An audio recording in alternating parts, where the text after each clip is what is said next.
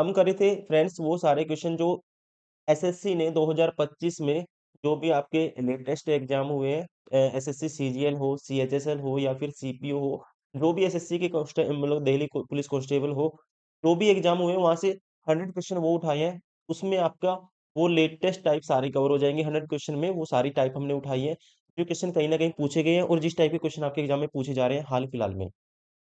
100 question का crash course है ये। इससे पहले 2 पार्ट हमने कवर किए थे, 1 टू 25 देन 26 टू 50 तक क्वेश्चन हम ऑलरेडी कवर कर चुके हैं। अभी स्टार्ट करते हैं इसका पार्ट नंबर 3, 100 क्वेश्चन का जो क्रैश कोर्स है इसका part number 3, question number 51 to 75। पहले आप वीडियो को पॉज करिए, खुद से प्रैक्टिस देखिए, उसका मतलब खुद से एनालाइज कीजिए कि आपके माइंड में क्या आंसर है। फिर उसके बाद आपको सॉल्यूशन देखना है ताकि आपको लंबे टाइम तक कॉन्सेप्ट कॉन्सेप्ट भी समझ में आएगा और वर्ड भी आपको याद रहेगा। जैसे 51 है, एंटोनियम बताना आपको मेटिकुलस का। मेटिकुलस का आपको दोस्तों बताना है, एंटोनियम बताना है। मेटिकुलस का मतलब होता है, आपको याद रखना है, बहुत ज्यादा केयरफुल हो जो, बहुत ज्यादा केयरफुल। फिर इसका अपोजिट क्या होगा? इसका अपोजिट होगा नेग्लिजेंट। नेग्लिजेंट का मतलब क्या होगा? लापरवाह, जो केयरफुल ना हो कह सकते हैं, हर डिटेल पे ध्यान देना, अटेंशन देना, वो होगा मेटिकुलस। ना ध्यान देना, लापरवाह होना, नेग्लिजेंट। राइट आंसर होगा option a. Question number 52, antonym बताना है लैक्स का। लैक्स का बताना है हमें एंटोनियम। आप खुद से भी ट्राई करिए क्वेश्चन को। देखो लैक्स, लैक्स का मतलब होता है जो चीज अपने आप में क्या हो, केयरलेस हो, ढीला कह सकते हैं हिंदी में, केयरलेस कह सकते हैं इसको। लैक्स का मतलब, अब लैक्स का अपोजिट क्या होगा? स्ट्रिक्ट होगा, या कह सकते हैं रिलायबल होगा। मतलब जो रूल्स एंड रिस्ट्रिक्शन को, अथॉरिटी द्वारा दिए गए रूल्स एंड रिस्ट्रिक्शन को, जो रिस्ट्रिक्शंस को अच्छी तरह से लेता हो, उनको ऑर्डर करता हो, उनका पालन करता हो, फॉलो करता हो उनको। तो यहाँ पे ये होगा बेस्ट इसका एंटोनियम। लैक्स का मतलब केयरलेस। राइट आंसर होगा ऑप्शन ए।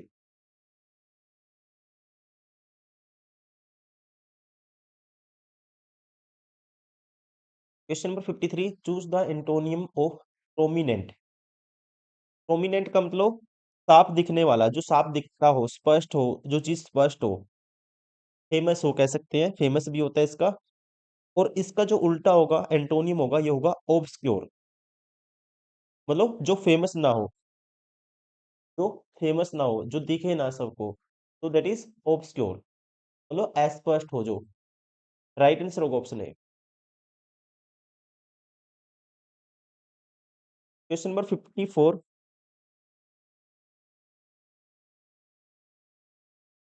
पीविस। पीविस का मतलब दोस्तों, पीविस का मतलब होता है ऐसा इंसान जो छोटी बात पर गुस्सा हो जाए। मतलब छोटी बात पर कह सकते हैं गुस्सा होना, ये होता है मतलब इसका पीविस का। इसका अपोजिट होता है, ध्यान रखना है, शांत और पोलाइट हो जो। ठीक है, शांत और पोलाइट हो जो, गुस्सा ना हो जल्दी, और उसे बोलते हैं सुएब, बोलते हैं सुएब। सुएब बोलते हैं इंग्लिश में। ये यूज करते हैं चिड़चिड़े नेचर के इंसान के लिए। और सुएब मतलब जो शांत हो। ऑप्शन ए।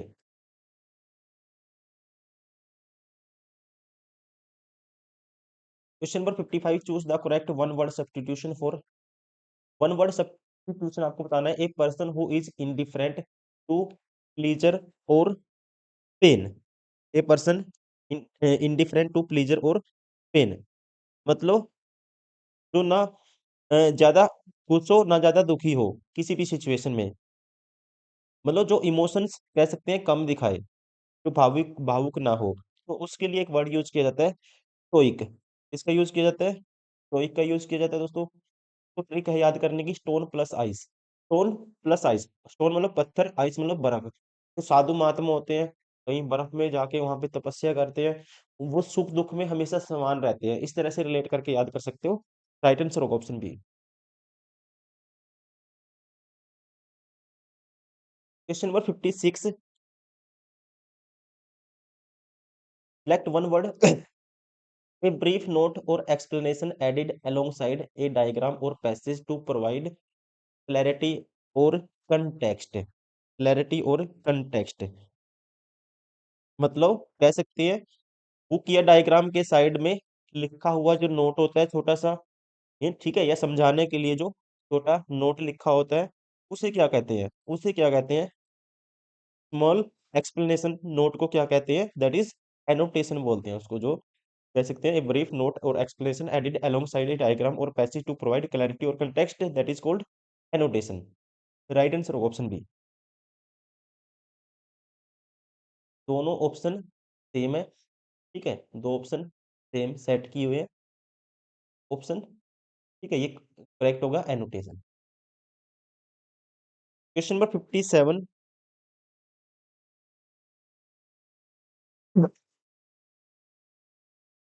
ए पर्सन्स पेक्यूलियर हैबिट और मैनरिज्म मतलब अजीब पर्सनल जो आदत होती है, पर्सनल हैबिट होती है अजीब टाइप की, या कहते हैं, कह सकते हैं हर इंसान की क्या होती है, अलग अलग दोस्तों क्या होती है, हैबिट होती है। और उस मतलब किसी भी पर्सन की जो अलग टाइप की जो हैबिट होती है, आदत होती है, उसके लिए किस वर्ड का यूज किया जाता है, उसे क्या कहते हैं? A person's peculiar habit, that is called idiosyncrasy. Idiosyncrasy इसको बोलते हैं। राइट आंसर ऑप्शन है।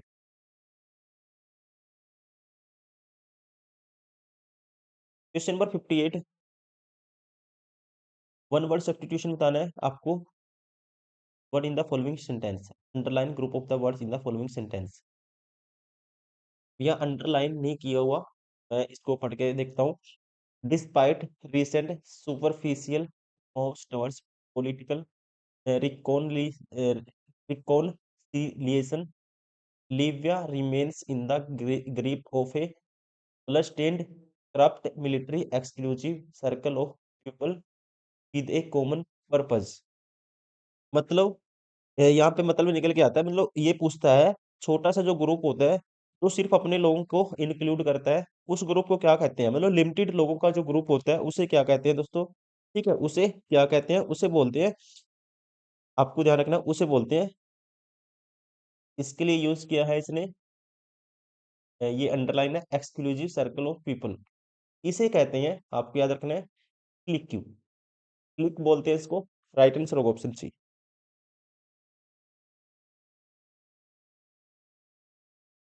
Question number 59। Hospital for people with mental illness, mental illnesses, सीधा मतलब मेंटल हॉस्पिटल को के लिए वर्ड क्या है? ठीक है, मेंटल पेशेंट के ट्रीटमेंट की जो जगह है उसे क्या बोलते हैं? पागल खाना बोलते हैं, जिसको हम हिंदी में कॉमन लैंग्वेज में पागल खाना बोलते हैं हिंदी में। उसी को इंग्लिश मेंटल हॉस्पिटल को, पागल खाने को इंग्लिश में बोला जाता है दोस्तों, असाइलम। राइट आंसर होगा इसका ऑप्शन सी।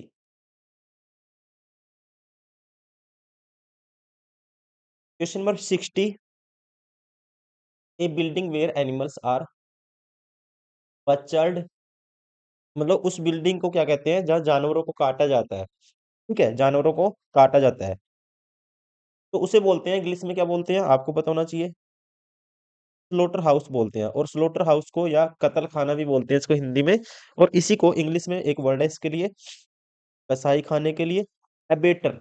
एबेटर बोलते हैं इसको। राइट आंसर होगा option a. Question number 61। Pizza followed his friend's advice, so now he is in deep water। Idiom phrase का मतलब बताना है दोस्तों। देखो, इन डीप वाटर, इन डीप वाटर का मतलब होता है मुश्किल में फंस जाना, मुश्किल में फंस जाना, बड़ी दिक्कत में फंस जाना, या बड़ी दिक्कत में होना, या कह सकते हैं to be in serious trouble. यहाँ पे इसका जो राइट आंसर होगा ये होगा in trouble, means in trouble.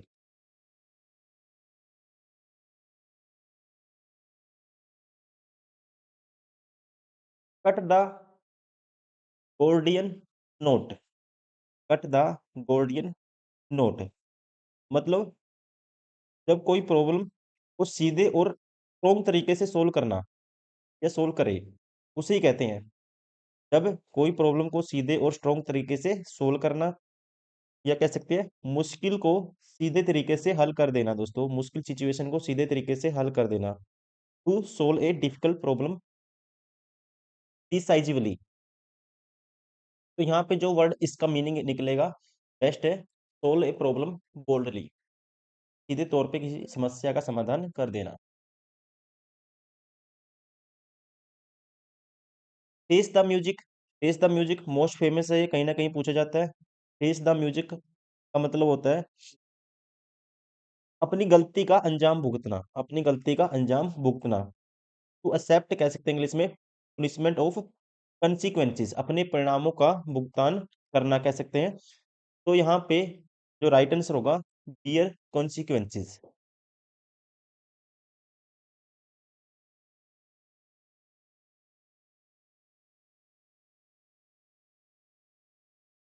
Question number 64।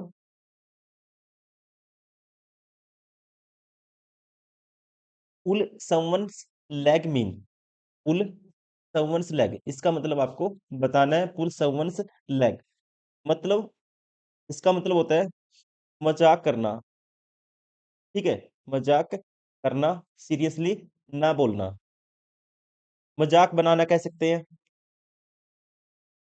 यहाँ पे इसका जो राइट आंसर होगा कह सकते हैं फिर according to joke with them, मजाक बनाना।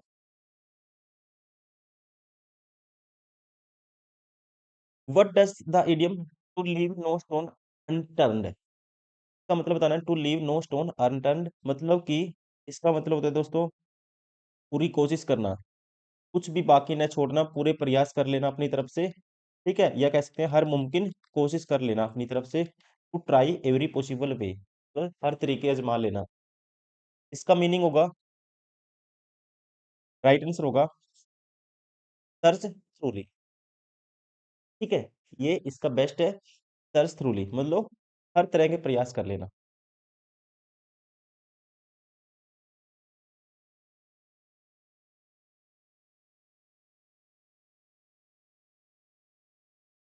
Question number 66। On cloud nine, on cloud nine इसका मतलब होता है बहुत खुशी में होना, बहुत खुश होना, बहुत खुशी में होना, वेरी हैप्पी कह सकते हैं। राइट आंसर होगा ऑप्शन बी एक्सट्रीमली हैप्पी।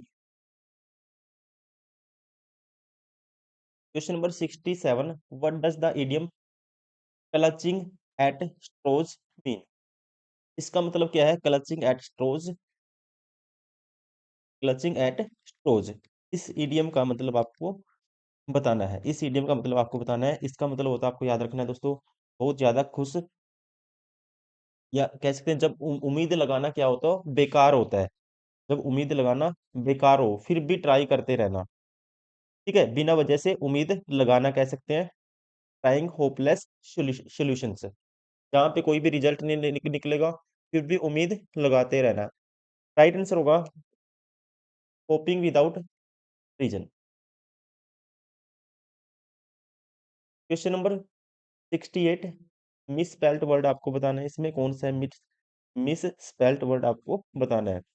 अब देखो तो इसमें मिस स्पेल्ट वर्ड है दोस्तों, ये है गारुलस की स्पेलिंग गलत है, गारुलस की जो राइट स्पेलिंग होगी ये वाली सही है, गारुलस GARRULOUS, ये इसकी करेक्ट स्पेलिंग होगी, करेक्ट स्पेलिंग होगी, ठीक है। तो इस तरह से राइट आंसर होगा इसका, मिस स्पेल्ट बताना था, ऑप्शन डी।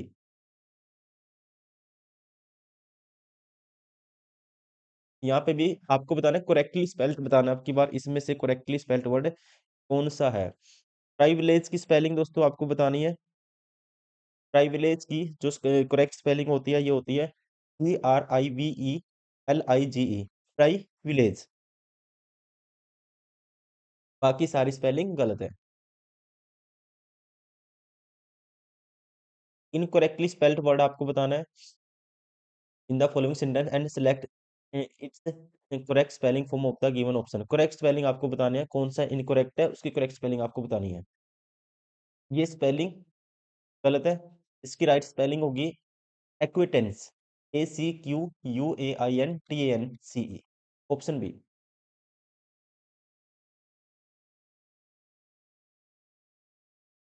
इनकरेक्टली स्पेल्ड आपको फिर बताना है यहाँ पे, इनकरेक्टली स्पेल्ड वर्ड कौन सा होगा, इनकरेक्टली स्पेल्ड वर्ड कौन सा होगा। तो आपको पता है दोस्तों, कंसिस्टेंट की स्पेलिंग भी आपको पता होना चाहिए, कंसिस्टेंट। सॉरी, मैं दोबारा से, एक मिनट, वीडियो पॉज हो गई थी आपकी तरफ से। अ, एक मिनट, क्वेश्चन नंबर मैं 72 पे पहुंच गया था, आपको हैंग हो गया था।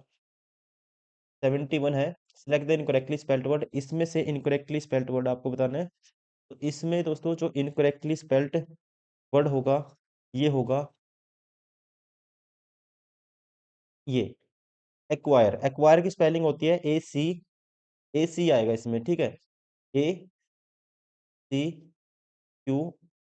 ACQIRE आएगा।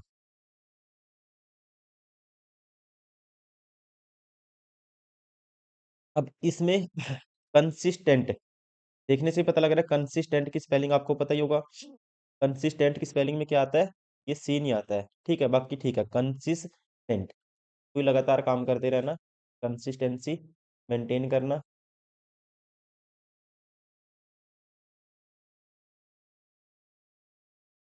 आपको अरेंजमेंट करनी है अकॉर्डिंग टू ऑप्शन, आपको चेक करना है इसमें। देखो, अब अकॉर्डिंग टू ऑप्शन देखते हैं, feminism began has a fight of for women's suffrage, starting इसमें, ठीक है, ये हमने थोड़ा सा पढ़ा, फिर आप इसको देखोगे, अगर ऑप्शन में पहला ऑप्शन इसमें ये दिया हुआ है, सेकंड फर्स्ट में पहले से स्टार्टिंग हो सकती है नहीं हो सकती है, ये देखना आपको। फिर दूसरा से देखता हूँ मैं, दूसरे में क्या, नेवरथलेस, तो नेवरथलेस दोस्तों स्टार्टिंग में सेंटेंस नहीं आएगा, ये ऑप्शन बार हो गया, ठीक है, नेवरथलेस द मोमेंट रिसीव्ड, क्योंकि स्टार्टिंग में इंट्रोडक्शन देंगे, पहले टॉपिक इंट्रोड्यूस करेंगे हम, कोई भी किसी भी चीज का पहले टॉपिक बताते हैं, इंट्रोड्यूस करते हैं।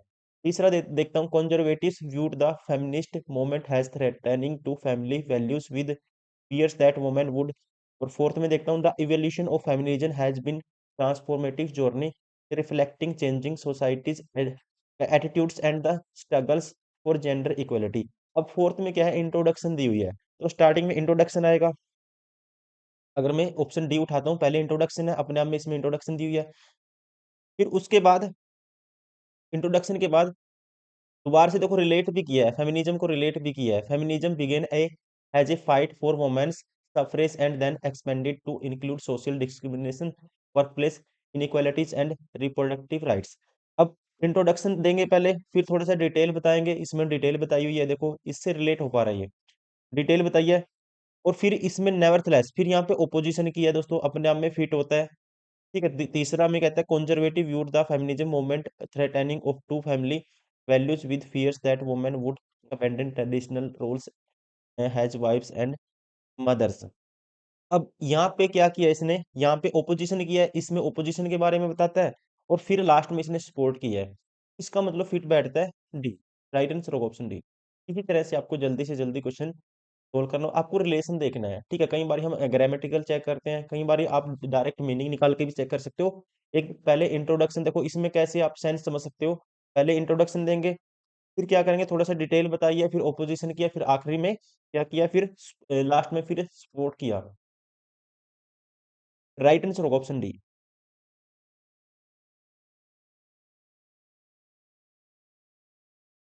Question number 74। अब 74 में देखते हैं, अकॉर्डिंग टू आपको ऑप्शन करना होता है, ऑप्शन से आपको चेक करना है।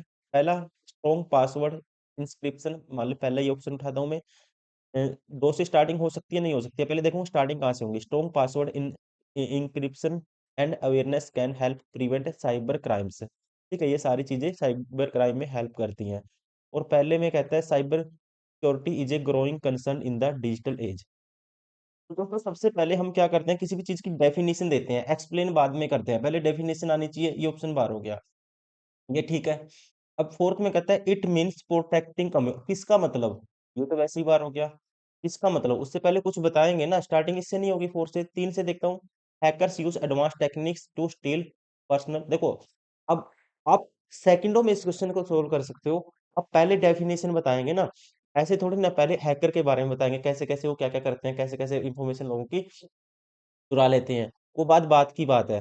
पहले क्या है, इंट्रोडक्शन देंगे, तो अपने आप में cyber security is a growing concern in the digital age, अपने आप में ठीक है, पहला आएगा। फिर इट मीन्स, फिर इसका मतलब क्या है, it means protecting computer system from attacks by hackers, ठीक है, ये इस चीज का काम करती है, प्रोटेक्ट करती है। इसका मतलब एक के बाद तो चार आएगा, फिर तीन है। Hackers advance technique to steal personal and finance data को कैसे चुरा लेते हैं, स्ट्रॉन्ग पासवर्ड। तो अपने आप में ये रिलेट हो पा रहा है, राइट आंसर होगा ऑप्शन बी। Question number 75। पहला ऑप्शन देखता हूँ, वन से स्टार्टिंग है। पहले ऑप्शन में they are formed by tiny animals called coral polyps, मतलब किससे बनते हैं, किससे बनने की बात हुई है, फॉर्मेशन की बात हुई है, तो सीधा स्टार्टिंग में ये सेंटेंस नहीं आ पाएगा, गलत हो गया। अब फोर टू टू में देखते हैं, coral reefs are home to many marine species. कहता है दोस्तों, कोरल रीफ्स है जो, ये समुद्री जीवों का घर है बहुत सारे। अब दो से स्टार्टिंग हो सकती है, छोड़ दे एक बार। फोर्थ देखो, coral corals are losing their wonderful colors due to coral bleaching। अब ये स्ट्रोंग है, फोर्थ स्ट्रोंग है, क्योंकि किसी भी चीज की पहले प्रॉब्लम बताई जाएगी। कोरल जो कोरल है, अपना रंग है जो कलर है क्यों खो रहे हैं दोस्तों, पहले प्रॉब्लम बताएंगे, अपने में ठीक है। उसका क्या बताएंगे, फिर कोज बताएंगे किसकी वजह से खो रही है। अब कोज कौन से वाले में बताया गया, इसमें बताया गया, देखो किसकी वजह से, this is caused by rising ocean temperature and pollution की वजह से। मतलब वजह क्या है, पोल्यूशन और गर्मी। चार के बाद तीन तो आएगा ही आएगा 100%।